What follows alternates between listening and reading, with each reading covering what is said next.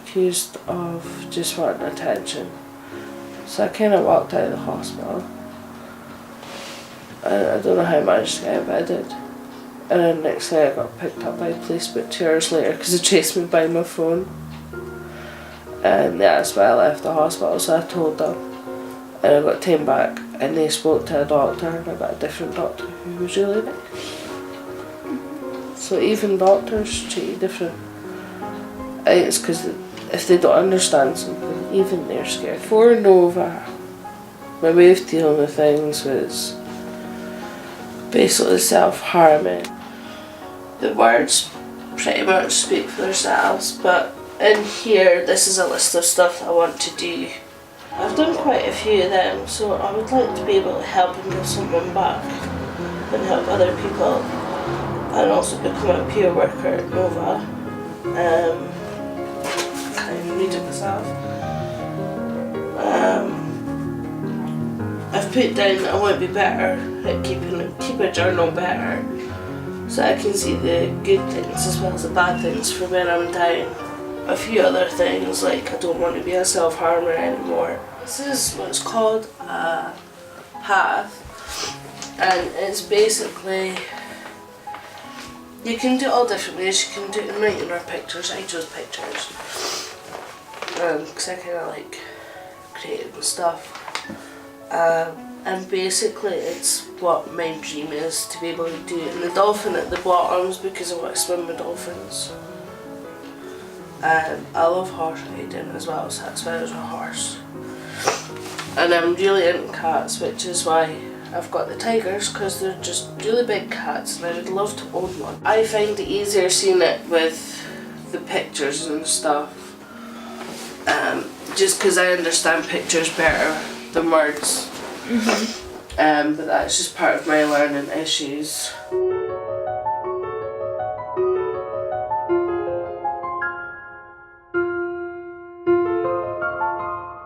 I gave up on everything because it just got so bad and I couldn't get help, and then I found Nova, and through doing the path, both my paths, I found that I still have my creative side. So when you do it on the back of your arms and stuff and just do it properly, then people do notice.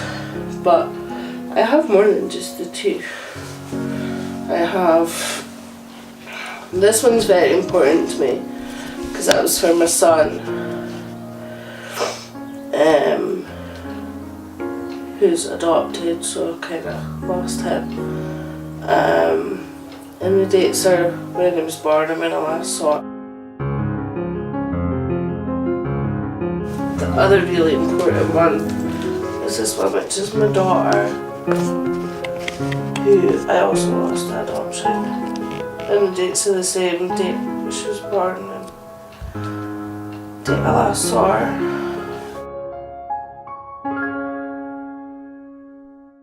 I think the two for my kids was maybe healing in a way of keeping a part of them with me.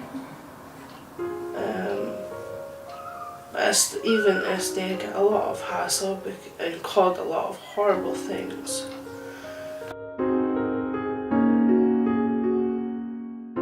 Because I signed the paperwork because I had to do what's best for my kids because of my mental health. And I didn't want them growing up around that. So I did sign for both to be adopted. Not because I don't love them, but because I do love them so much. But I'm lucky because they're both together. So they're adopted, but they're still together, which is important. And that was one stipulation I made to put my daughter up for adoption. But at the time,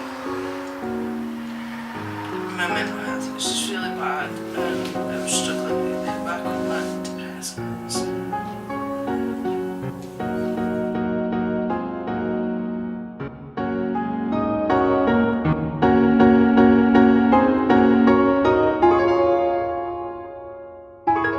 Do you have any advice for anyone that might be struggling with mental health?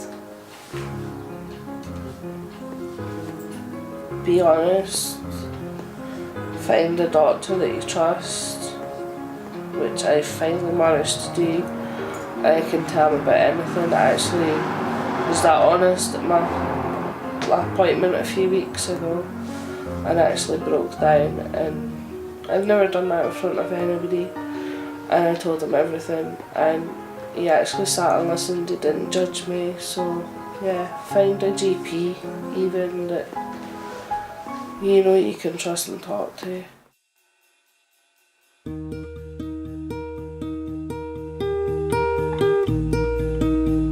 Life, and I looked at my family back in my life, but I knew if I was going to carry on drinking, I would never see them.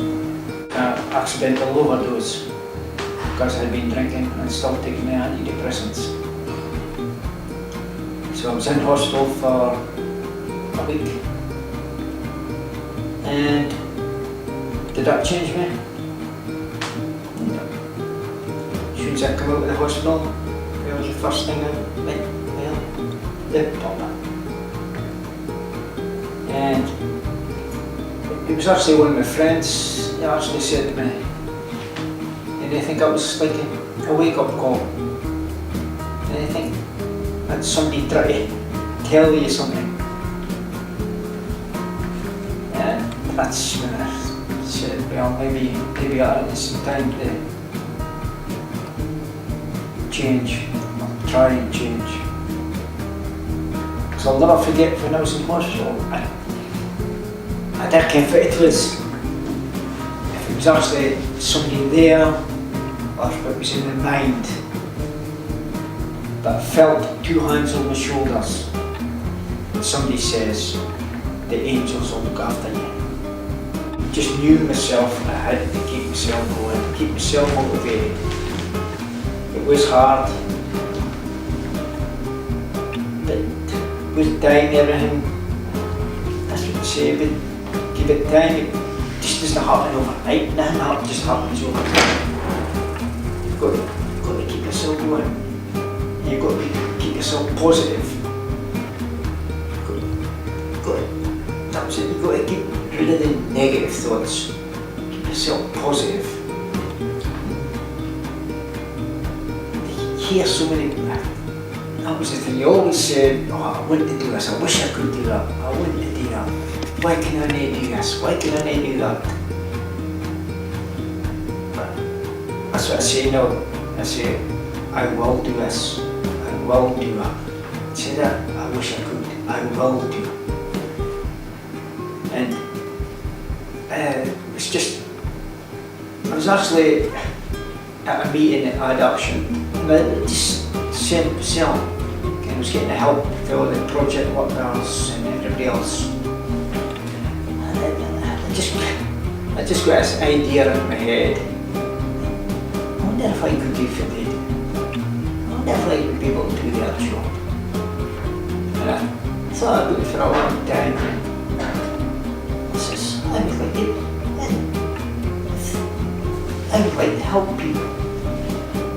I said, I don't know how I could help people. I said, I wonder if I could do these things. I wonder if I could do their job.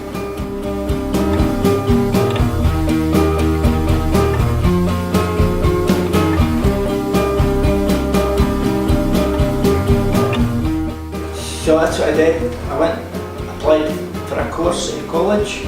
First level, start off in the basic one, go to the higher level, go to level 6, go to the top. You might not get into level 6, you get into level 5, but that's what they say, the level 1 you'll find it too boring and too easy, so that's just okay. I'll go for level 6. So I'll let you know it's health and social care. I went for that. And I went for an interview, and that's what they did say. They told me there and then, they said, look, you're going to get into level 6 because of the lack of certificates and quality of schoolwork getting. But because of my knowledge of life, they said I'm getting to level 5. So I was just overruled. I was really chuffed. want to prove to people that there is light at the end of the tunnel. And you can't change your life. It can't be done. And I've got my daughter back. And I've got my granddaughter. But I still haven't got a son. I've got 2 grandsons. But you never know. It just takes time. Just like you didn't feel like a granddad. Even though they did call you granddad, it didn't feel like a granddad. Then I had a son. He had a son. Never seen him. But I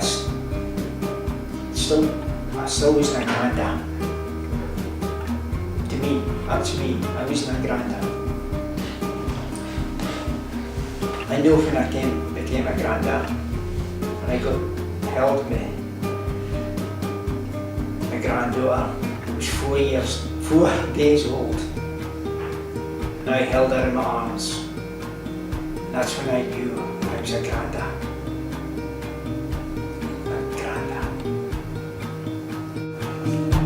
I always try to carry some. And there's my little angel, my granddaughter. That's my granddaughter that I would never see.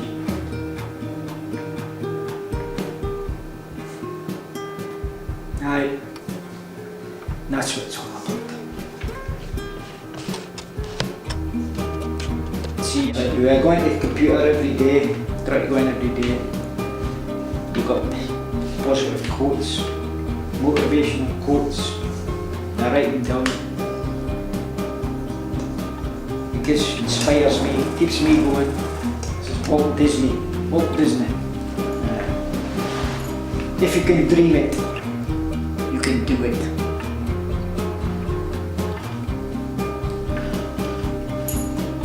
Audrey Hepburn. Nothing is impossible. The word itself says, I'm possible.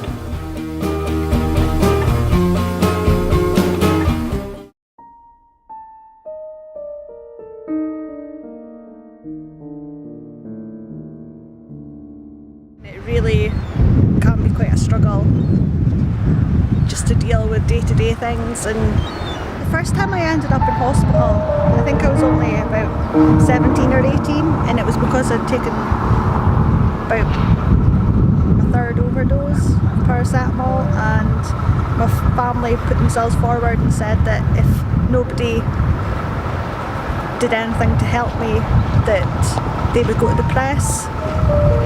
So in some ways there wasn't much choice and that I had to be put into hospital. I had several courses of ECT because they couldn't find any medication that worked for my depression at the time, and then they decided to put me on antipsychotics, sleeping tablets, even though they had to wake me up to give them to me, and you know, like the diazepams and things like that on top of that. So with all those medications combined, I wasn't really living a life, I was just surviving day to day. Most of the time they lock the front door now, so nobody can get out, and you have to ask permission and, you know, get a nurse to come and unlock the door, and when you're coming back in you have to, you know, ring a doorbell to get back in, things like that. And then there's the constant observations where a nurse could be sat outside your room for 24 hours a day, keeping an eye on every move that you make. You can't even go to the bathroom by yourself. You know, and at one point I think I even had my bed taken away because it was deemed as a danger, and I could do I could harm myself with it. So at one point I was left with a mattress on the floor, you know, with the bedding, and that was it. And was left like that for days, and they just came and brought me food on plastic plates with plastic cutlery. And I was 11, I was up in my bedroom, and there was actually a social worker downstairs talking to my parents about fostering children. You know, and I think I didn't know what to do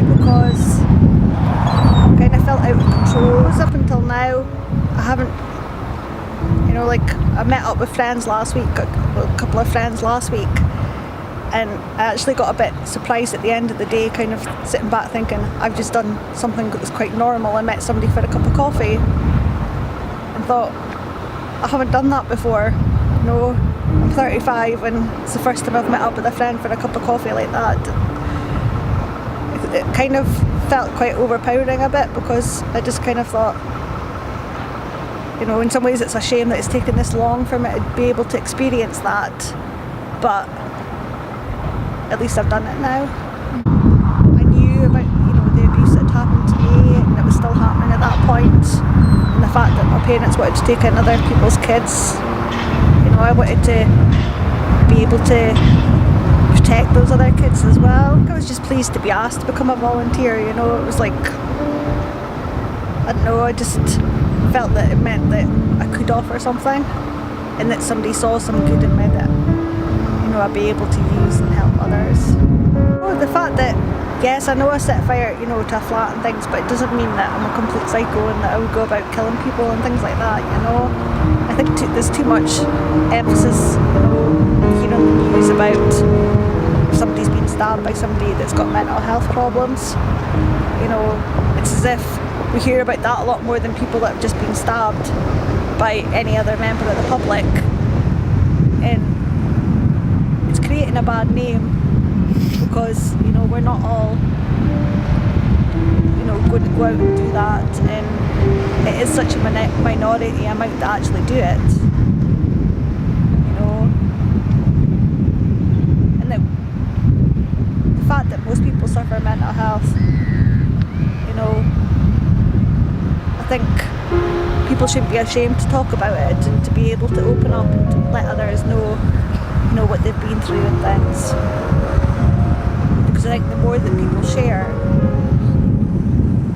the bigger the chance of getting rid of some of the stigma, really.